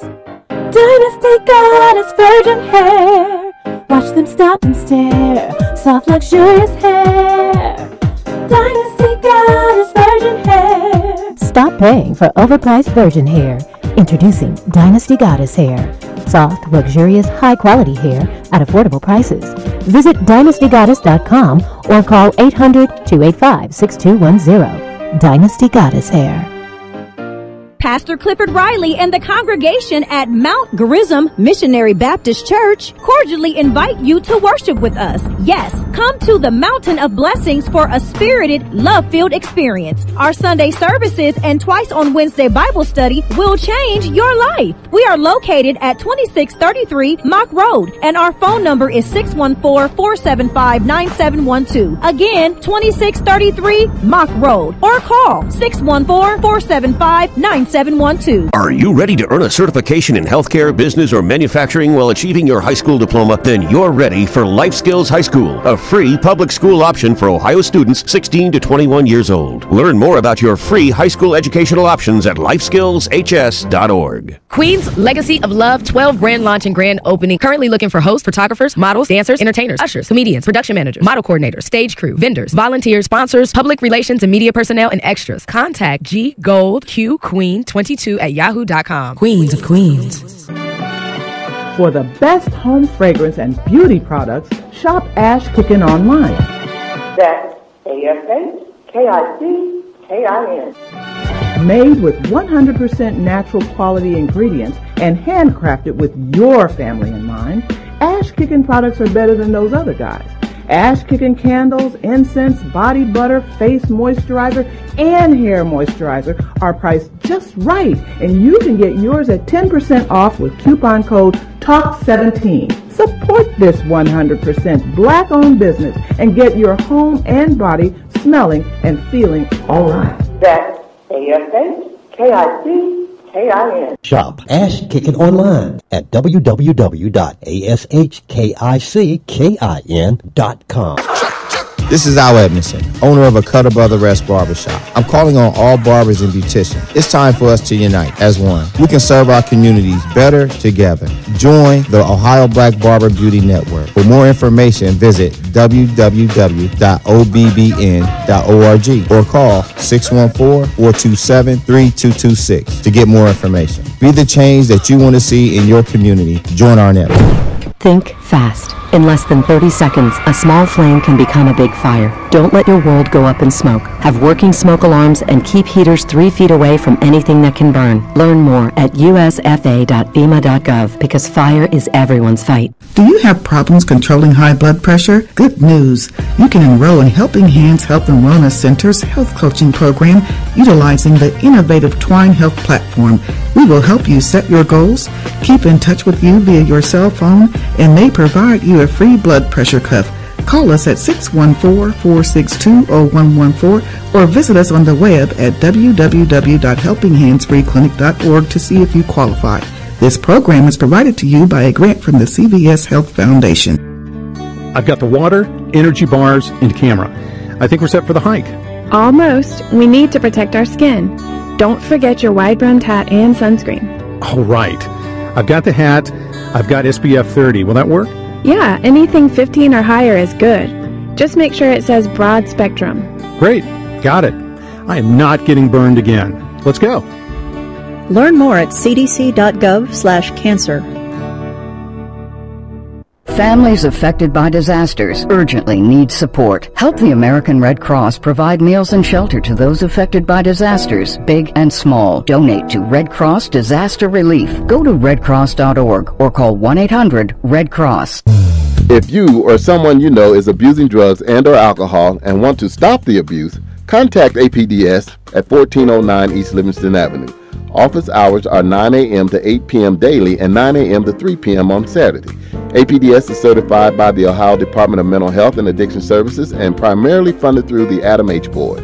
Fees are based on your income and Medicaid is always accepted. For more information, call 614-253-4448. See that cute little dog in the pet store? Chances are it came from a puppy mill. A breeding facility that forces caged, neglected, and often sick dogs to churn out puppies to be sold for profit. Meanwhile, millions of wonderful, healthy pets end up in animal shelters. But with one simple choice, you can help, just by deciding to adopt instead of purchase your next pet. Not only are you saving a life, you're taking a stand against puppy mills. Visit bestfriends.org/puppy mills to learn more. Live call-in talk show. Dial 1-877-932-9766 and join the conversation here on TalkTimidRadio.com. I think I'm entitled. You want answers. I want the truth. You can't handle the truth. Go ahead. Make my day. You got the power. Alrighty, TalkTimidRadio.com. We go where you go. Download the TalkTimidRadio.com app to your cell or to your tablet. That's radio the way it should be heard. I am Mr. Bobby, and this is the Compensatory Concept with Mr. Neely Fuller Jr. Our dominant subject on the line on today's program has been and is, what do you want to do? Why do you want to do it? When do you plan on doing it? And what is the expected constructive result of what you want to do? Phone lines are open, 1-877-932-9766. You can also Gmail me, the numero 7, Mr. Bobby, BOBBY @gmail.com. You can also hear the program by going to Facebook.com/Talktainment. And you can see and hear the program right now live by going to the YouTube channel. Click on there and hit where it says Talktainment, and then scroll down for radio, and then Talktainment 2 live, and you can see us and hear us. Hit the subscribe button and the like button, and you'll be all together. Now, let's go to the phone line. What line am I on? Line number 1. You are now on with Mr. Fuller. Go ahead, please. You got me, brother? Hey, my brother. Go ahead. All right. Wish you and Mr. Fuller well, and I appreciate the work you do. Thank you, sir. Don't call me sir, brother. I work for a living. Okay. What I want to do, I would like to escape out of this white supremacy country here and maybe go somewhere else and live my life out if I can. Me and my wife, maybe if I can bring 2 or 3 more people. And that's if I had the resources. Because if you do escape out of here, once they crash this system, all you're going to have is the money that you took. Now, I won't say again, I ain't heard nothing I ain't heard 1,000 times. I'm not going to say nothing I ain't said 1,000 times. Mr. Hitler did not overthrow the power structure in Germany.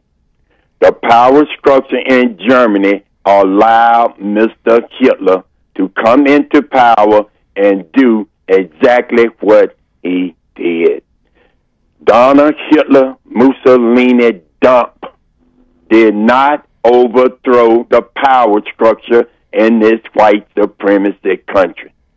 This power structure put him in to do exactly what he's doing and to set the table for the extermination of so-called black people in this country.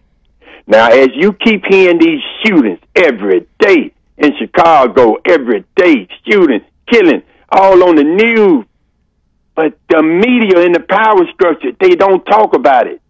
Sure, they report it, but they don't say, what's going on in America? How can we have all these shootings? Something had to be done. They don't say that. They report the story, and they move on like nothing happened. The reason they are doing this, they are sitting the table for what's finna happen here. What do you think other people in other parts of the world are saying when they keep hearing all this violence in America? They saying, what's going on in America? Man, you hear about this? They are sitting the table, creating context for what's been to happen here. Okay. But they are not after white people. They are not coming to exterminate white people. They are coming to exterminate black people who they have enslaved and who they know they owe and they need to repair, and they don't want to do it. All right, my brother. We going to get rid of them. Okay. And it's coming down the pipe, and I suggest if you can escape. It don't mean you're going to get away from white supremacy. They run the world. But you might can go somewhere. I gotta live your life out. I gotta leave it there, my brother. Okay, but thank brother. you. All right, thank you. All right, VGQ. That's VGQ from the Extermination Man. We call him that, or the radio people call him that affectionately. Okay, Mr. Fuller, as we come down here and looking at the time, let's do this. Let's address your book, your publication. Give us all the latest information. And by the way, someone asked, can you get that book overseas? You can get it in the UK. Okay. And in other parts of the world, people who are associated with somebody in the United Kingdom, meaning England, that area, in other parts of the world, that's where you have to go at this particular time. I mean, that's the only place other than Canada and the UK overseas. But in what they call the continental United States, you go to producejustice.com. But as of right now, you can't get it in other parts of the world on account of it's just too difficult and it's not cost effective to the person who is buying it or just going through the process of trying to ship it and whatnot. But we're trying to work our way through that so that people, lots of people in South Africa and whatnot, and so-called whatnot, and other parts of the world have asked for the book. But it's just too difficult. The mail-in system, etc., it's not feasible because it's not cost-effective at this time. But in the UK and in Canada, outside of what they call the continental United States, you can get it.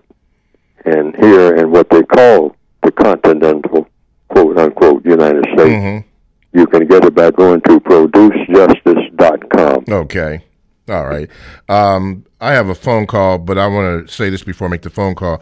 You spoke about South Africa, and I have a text from a brother from South Africa since you just happened to mention that. And so after the telephone call, we will go to that. Okay, caller, line 1, you're on with Mr. Fuller. Go ahead, please.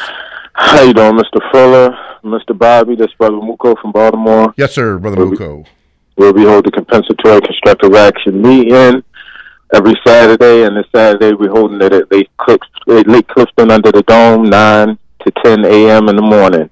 My question for Mr. Fuller. Mr. Fuller, can you please expound on your point that's not in the book, but you make it very often, and I think you might have made it today. I tuned in a little late. But can you please expound from a care unit in Baltimore and all the care units all around how the white supremacist plays each side of every position? I think you said something like that. No, they play every side of each argument, both sides of each argument. Can you expound on that? Yes, because I think a lot of yes. In answer to the question, yes. Now, not all white supremacists are what you might call efficient at it. It's just like any other business. You have some people who are efficient and others who aren't. But the real refined white supremacists, the ones who really think on that global scale and keep that in mind, and also think way ahead. I mean, trying to think 50, 60, 100 or 150 years ahead. The refined white supremacists, the most skilled ones, that's how they think. They think of, now, this is what we're going to have black people doing 150 years from now. See, they think at that level. Black people, throughout the world mostly think about just getting through the day because we're in a desperate situation.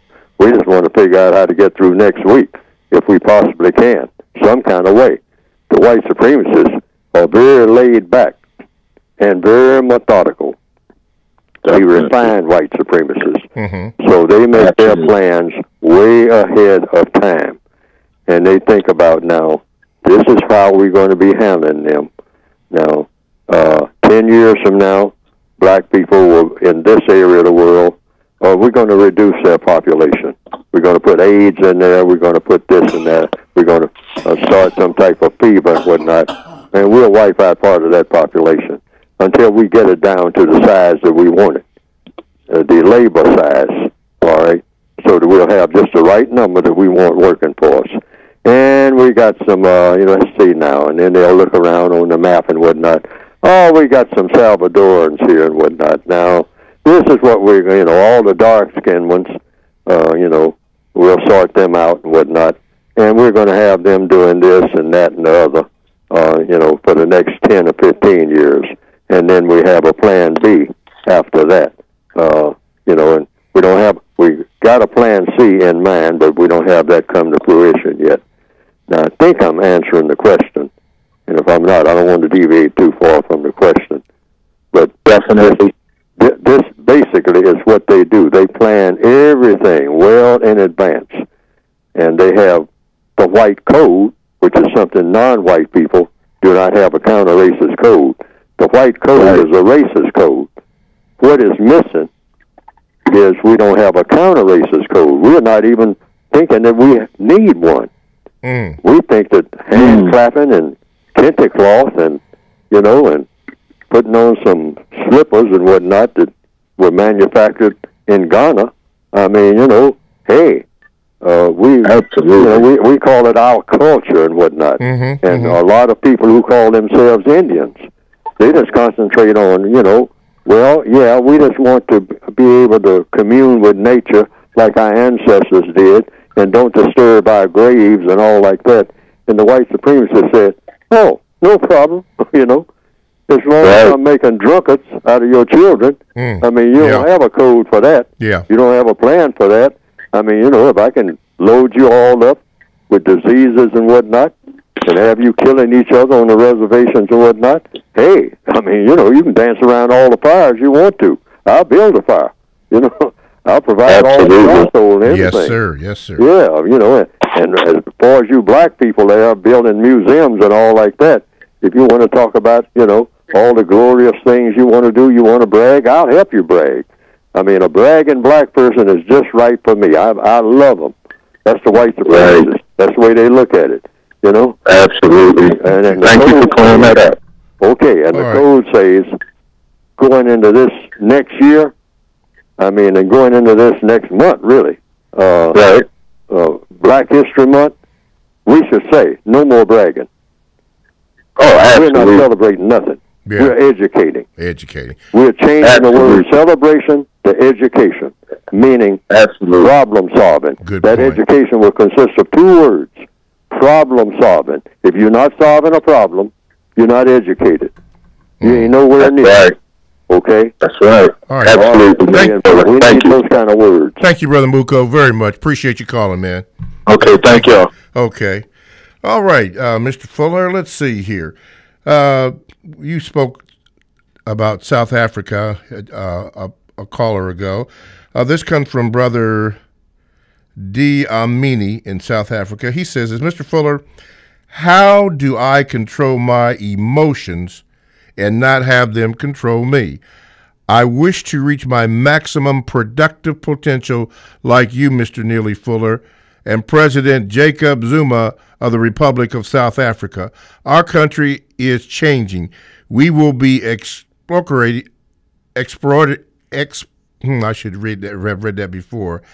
Expropriating land without compensating the white supremacists who monopolize the land, sea, and sky.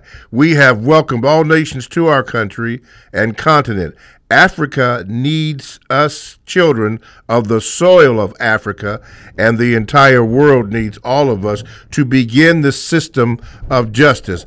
I want to learn how to control my emotions, especially of fear and doubt.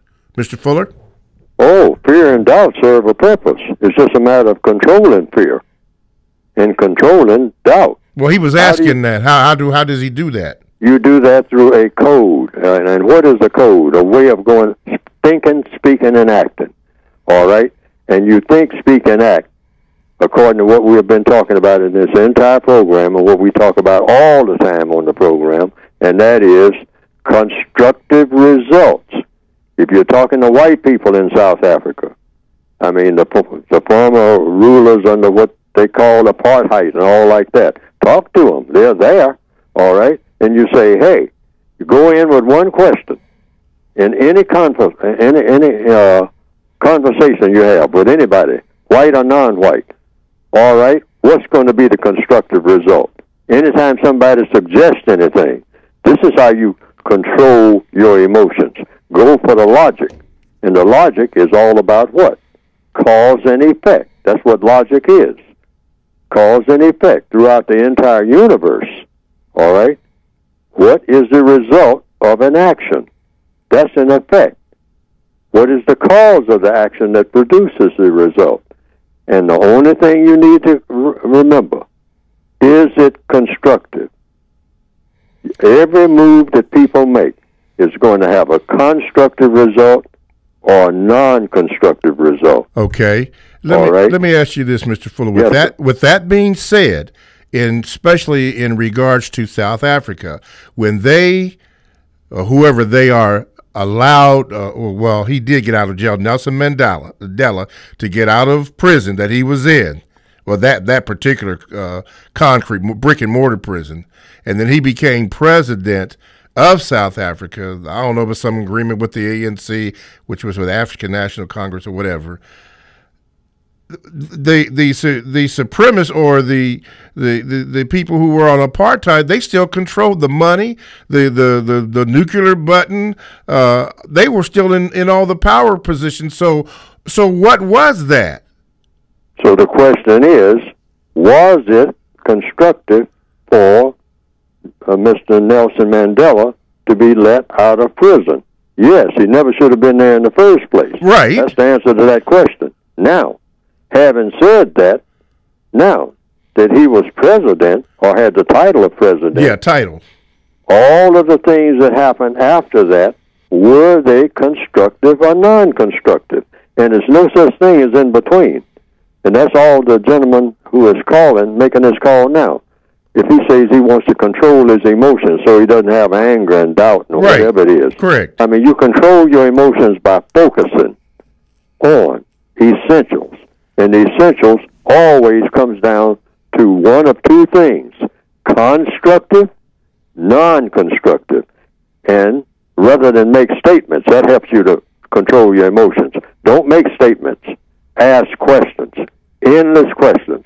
And the first question you should ask of anybody, particularly when you're talking to white people in South Africa: sir, ma'am, this thing that we are fixing to do, is it constructive or non-constructive? And if so, how? Because it's got to do two things. It's got to meet two qualifications. It's got to be no one is mistreated, because we're talking about justice now. Okay. Justice has a compensatory definition that I gave it. Yes, sir. No one is supposed to be mistreated. I don't care what you're going to do. But you better be able to answer that question before you make any move on this project that we're talking about. Is anyone going to be mistreated? And is everyone going to get the constructive help that they need? Otherwise, put everything on hold until you can answer that question in the affirmative. That's the way everything should work, every inch of this planet, 24/7. All right. This minute. Not only in South Africa, all over the world. Okay. That should be the question asked. All right, now. All right. Anything that anybody comes up with, people come up with proposals all day long. And you can sit there and you can nod. I don't care how many hours it takes for them to make their proposal. But when they finish, that should be the question. Okay. Go right to that question. Now, this thing that we're fixing to do, is it going to guarantee that nobody's mistreated? And is it going to guarantee that everybody who needs the most constructive help gets it. Otherwise, this plan needs to be gone all over again. Okay. Until you can come up with those guarantees. Otherwise, you don't have justice. All right. You got to have justice in any move you make. According to the logic, compensatory logic of what did happen, not only according to compensatory logic, but according to what history has proven since Mr. Mandela was let out of prison and what has gone on since he's been let out of prison and his subsequent death. What happened? Because with me, I don't really see any change, really, except that they got him out of prison, but the white supremacists were still in control. So what constructive result, was that? They just changed, made him president, and that was about it, as far as I can see, unless I'm seeing it wrong. Can you help me? I'm going to go back to it again. Nobody in South Africa right this minute is supposed to be mistreated. Got that. Any kind of way. Got that. All right? And that not only in South Africa, no place in the world. Correct. See, in other words, the system of white supremacy is worldwide. Okay. So just what happens in South Africa, that's not just, a South African problem. That's a world problem. You can't straighten out the South African problem without straightening out the entire world. Okay, I agree with that. All right, well, this is what the code is about. All right? So the only criteria on your job, everybody who has a job now, the ones who are fortunate enough to have one, in any proposal made around any kind of conference table, doesn't have to be the United Nations. What is the United Nations? That's just people sitting there talking. All right? So you sit there and talk right around any table where you are, where you work. If you're talking about getting some new forklifts down at the warehouse, and you work in the warehouse, so you come to the table and say, all right, sir, you in charge. Are you in charge? You always put in the form of a question. Who's in charge here? Who is the most powerful person here? All right? Let the most powerful person speak. Okay? And the most powerful person hold up their hand and say, well, I'm Miss Glasgow, and I'm in charge. Okay, Miss Glasgow. Now, what proposal do you have for the new forklifts that we're going to get down on the docks today? Because that's the subject. Forklifts down on the docks. You work on the docks and you work with forklifts. That's how it always starts. You solve the problem of the individual person throughout the planet, and you are solving the problem of all people throughout the planet. That's the compensatory logic. All right? That's mathematics. Yes, sir. Okay? So, you just start from where you are. That's all it is. Not the people down the road and all like that, because you're not down the road. You start from where you are. And you say, okay, now, when we do this, Miss Glasgow, when we get these new forklifts, is anybody in the transfer of these new forklifts, is anybody going to be mistreated? And is everybody associated with this facility going to get the constructive help that they need? Now, Miss Glasgow says, oh, well, when we get the new forklifts in, we got 30 people that work on forklifts. We're going to have to let 20 of them go. Oh, hold it right there. Go where? All right? Yeah, you can let them go, but go where? See, because when people leave one place, that's a law of compensation. When you move something from one place, that something that you're moving is going someplace else. Now, it's okay to say we're going to let them go, but go where and doing what that's going to be of constructive value? Now, that's the question. Mm-hmm. No, just don't, that's the old trick on the white supremacy. Well, you slaves can go. You mean go? Go where? Well, you can go off my plantation. Well, wait a minute. We're leaving your plantation, but we're going where? It's not where we are leaving. It's where we are going. And what's going to be the constructive result of us arriving where we are going? See, now that even applies right now. Right now, to this thing about immigration. Yes, sir. Hey, it ain't where you're leaving. It's where you're going. And what is going to be the condition when you arrive where you're going. And you're supposed to be guaranteeing that what? No one is mistreated, and everybody who needs constructive help gets it. Okay. Otherwise, we need to go back to the blueprint. Okay. All righty. Enough